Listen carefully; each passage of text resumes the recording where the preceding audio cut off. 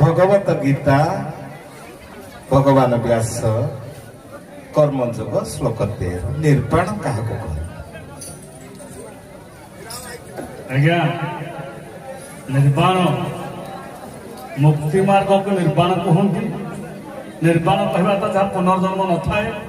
निर्जुक्तर बाण बाण अर्थ पुनर्जन्म न थाए निर्वाण कहे ये क्यों जुगर निर्वाण पाई जपरी आम तृतीया जुगरे रावण एते चारि वेदर अधिकारी हो निर्वाण पाई ना केवल विभीषण पुत्र तरणीषण निर्वाण पाई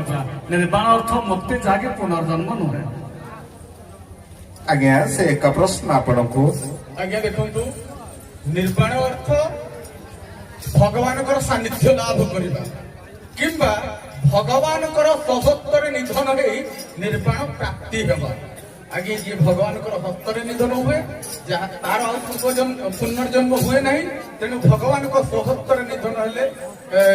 निर्वाण प्राप्ति हुए एवं जोगमार्ग द्वारा निज शरीर को आज्ञा निजर आत्मा को परमात्मा पाखरे लीन कर हत्याग कले निर्वाण कह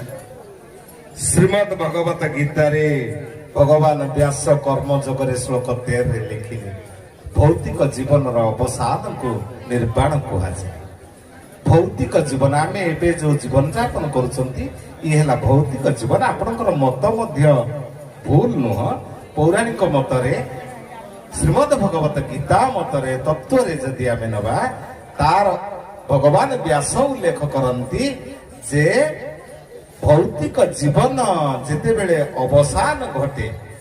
ताकू निर्माण कहुए। उभय साधु मंच उपर सम्मान विदा नियंतु आसिबे सखी।